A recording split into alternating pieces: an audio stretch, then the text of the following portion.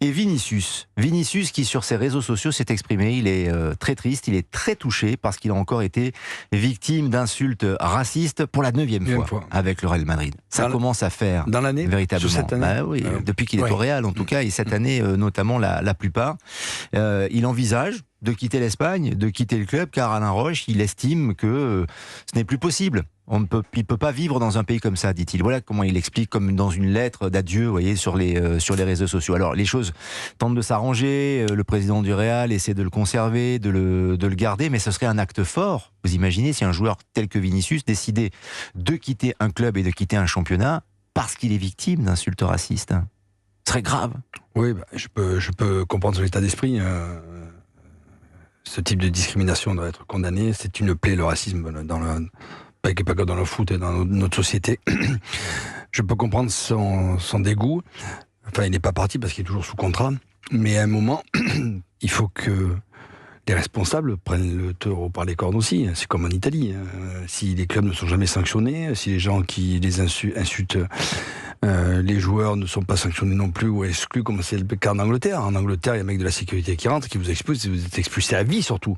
Voilà, donc à un moment, c'est aux dirigeants de prendre des décisions, arrêter le match, que les joueurs ne reprennent pas. Mais il faut qu'il y ait une envie générale. Vous avez le président de la Fédération espagnole qui dit qu'il c'est un pays raciste, et Tebas qui, lui, bien sûr, défend son championnat, qui dit que c'est pas le cas. Le patron de la Liga. Le patron de la Liga qui dit le contraire. Voilà. Et c'est pas d'aujourd'hui en Espagne. Souvenez-vous Eto'o, souvenez-vous Daniel Alves, on lui avait jeté une banane. Alors moi j'ai joué à Valence en Espagne. Voilà, j'allais vous poser la question. Jocelyn Gloma, je n'ai jamais rien entendu, j'ai pas vu Jocelyn, j'ai pas entendu des critiques ou des ni à Valence, ni sur les terrains adverses. Ni à Valence, ni sur les terrains adverses. Voilà, je pense qu'ils ont ciblé Vinicius pour le faire dégoupiller. C'est pas les bons arguments, je le condamne totalement, mais il faut sanctionner ces gens-là parce qu'on est capable de le faire, on a les vidéos. Moi je peux vous dire que la sécurité dans les stades espagnols, il y en a, on est capable de reconnaître qui fait ce genre de choses, mais il faut que ça soit une envie unanime de la part des clubs déjà, premièrement, et des dirigeants espagnols. Jacques Vendroux, selon vous, est-ce que le football espagnol, je vous pose la question, le football en général, notamment en Italie, c'est vrai qu'il y a des résurgences régulièrement, mais le football espagnol principalement est raciste?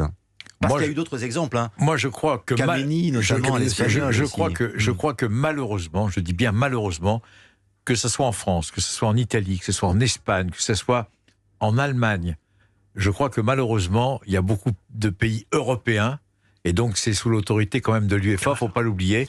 Je trouve qu'on n'est pas assez sévère. Je trouve très honnêtement qu'il y a une sorte de mansiétude, si on peut parler comme ça. Et ça concerne tous les pays que je viens de parler. C'est-à-dire que c'est pas propre à l'Espagne. Alors de temps en temps, il y a un coup très spectaculaire concernant le Real Madrid. Regardez, Xavi, l'entraîneur de Barcelone, il a été extrêmement clair. Il a dit régulièrement. Exact. Il a dit, il faut arrêter les matchs tout de suite. Et moi, je pense, ça n'engage que moi, que ça soit en France, que ça soit dans tous les pays qu'on a évoqués, et j'en oublie certainement. Il faut arrêter le match immédiatement. Il ne faut pas discuter. Il faut que les arbitres soient formés avec Éric Borghidi, le patron des arbitres à la Fédération française de football. Il faut être très clair. Il y a le doute, il y a des cris, d'insultes, de racisme, etc. Des cris de singe. Des cris de singe. Il y a même pas, laisse-moi terminer, il n'y a même pas à négocier. On doit arrêter. Et quand vous allez arrêter un match une fois, 2 fois, 3 fois, 4 fois, croyez-moi, les supporters, ils vont comprendre le mal qu'ils font à leur pays, le mal qu'ils font au football en règle générale. On n'est pas assez sévère. Voilà. Mais Alain, c'est le seul sport qui est comme ça. C'est le seul sport parce que qui est parsemé d'injures et on ne fait rien, on ne punit pas. J'ai bien dit, le football, c'est le seul sport comme ça. Et c'est vrai que tu as raison, l'Espagne, ça existe, Vinicius pose de vrais problèmes parce que il est tellement talentueux qu'il soulève de la part des imbéciles qui le calomnient, qui le traitent de tous les noms, cette espèce d'injure peu glorieuse, mais en Italie, c'est gravissime. En Italie, la Roma et tout, c'est l'agiodrome, surtout le l'agiodrome. Le coucou, etc., du matin au soir, et du crash dessus, etc. C'est pas supportable. Notre football marche sur la tête.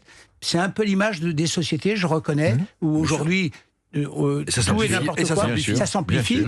Mais là où Jacques a raison, si on ne fait rien, mais rien, quelque chose de fort, de très fort, eh bien, ça va amplifier et on va vers des situations incroyables. Est-ce que vous croyez une seule seconde que ce qui se passe, notamment avec le Real Madrid, ou qui se passe dans d'autres clubs avec l'histoire de racisme, c'est exactement ce qui se passe dans les divisions inférieures, et on ne sait pas tout. C'est-à-dire que vous parlez du football français, on peut parler de la division d'honneur. Je pense que c'est même pire dans le foot amateur. Mais c'est pire dans le foot amateur. Et donc là, évidemment, l'exemple, quand vous voyez des joueurs qui se font insulter par des abrutis complets dans des grands stades du foot européen, eh bien, qu'est-ce qui se passe à la base? Ils font exactement la même chose, puisqu'il n'y a pas d'impunité.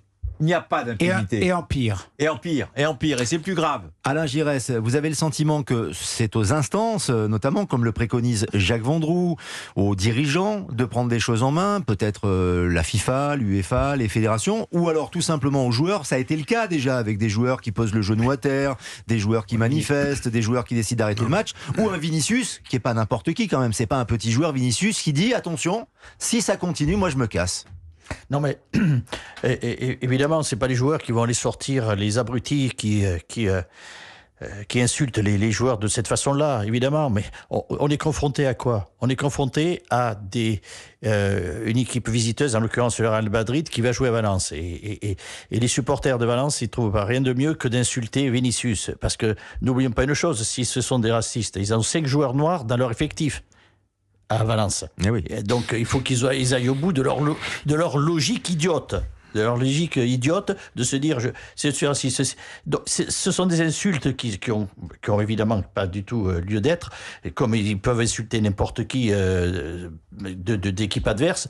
Donc là effectivement la meilleure façon, c'est que là par contre c'est facile à les cibler, on sort ces bonhommes là et on les vire des stades immédiatement, et ils vont se calmer et ils vont pas recommencer. Donc tout d'un coup là, qu'est-ce qui s'est passé? Celui qui a insulté, là, le prochain match, il va y avoir une équipe adverse qui va venir à Valence avec des joueurs de couleur, et bien il va recommencer.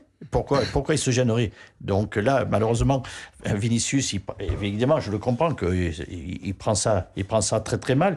Et puis évidemment, quand il voit que ses supporters, ils voient que Vinicius perd les pédales un petit peu, ben, les autres, ils se donnent le mot comme ça pour encore insister. Donc là où effectivement les mesures, elles doivent être immédiates et définitives face à ces gens-là, parce que sinon ils sont dans une espèce d'attitude tranquille où ils répéteront ça, et pour déstabiliser des joueurs adverses, parce que s'ils sont racistes, il faut qu'ils le fassent aussi pour leurs propres joueurs, mais c'est pas le cas, donc c'est pour déstabiliser, mais c'est moche. C'est un phénomène. C'est un phénomène de société, Jean-Claude Darmon. C'est-à-dire que le football a tellement changé que ça ne se produisait pas peut-être à l'époque d'Alain ou à l'époque des deux Alain. Aujourd'hui, Alain a raison ce qu'il vient de dire, mais il faut penser surtout au football amateur, c'est le football au plus bas de l'échelle où c'est dramatique. Il faut aussi penser que quand le compte de service sur Vinicius dit les pires choses, il y a plein d'enfants, car le football n'est pas fait que d'adultes, il fait aussi des enfants, etc. Et les gamins qui entendent ça trouvent ça normal. La troisième fois, ils trouvent ça normal, d'ailleurs, eux-mêmes, etc. Il faut sanctionner lourdement. Sommes-nous capables de le faire? Quand je pense que notre gouvernement n'est pas capable quelquefois de sévir là où il faut sévir, j'ai peur que ce soit une... C'est le reflet de la société. Si c'est pas possible dans notre société, dans la vie civile, c'est pas possible dans les stades. Je pense que c'est voué à l'échec. Je pense, pardon de me donner ce mouvement un peu... Mais d'abord, le communautarisme est un vrai fléau, et il est de pire en pire. Donc ça, difficile à traiter. Mais je disais surtout, c'est que si à un moment les dirigeants de ces ligues ne prennent pas des décisions draconiennes, vous en sortirez jamais. L'Italie, il y a eu combien de cas, encore Lukaku cette saison? C'était quoi les amendes qu'ils ont reçues? 3 000 euros, 10 000 euros, que dalle. Donc ils s'en foutent royalement. Donc voilà, donc c'est inquiétant. Et si les clubs qui sont sous l'emprise aussi de certains supporters, comme c'est le cas en Italie, ne font rien non plus, parce que vous allez contre vos supporters, l'air de rien. Donc à un moment, il faut que ça soit la Ligue ou les fédérations qui prennent une décision. Au départ, Alain, je te coupe, c'est les clubs. Les clubs doivent absolument prendre des sanctions en interne concernant les supporters. Le premier responsable, c'est le club. C'est le président du club, etc. Et puis après, la fédération et la Ligue doivent travailler ensemble et pour essayer de... Je répète, vous allez dire que je me répète, vous avez raison, il faut arrêter le match tout de suite. Faut arrêter de négocier. Faut arrêter de discuter. Faut arrêter. Ou alors il faut arrêter l'émission tout de suite, car le temps qui nous est imparti. Si ça s'achève là maintenant. Non, Ça passe trop vite, Jacques. Ça passe trop vite avec Jacques Vendroux, Jean-Claude Darmon, Alain Giresse et Alain Roche. Merci les chers légendes.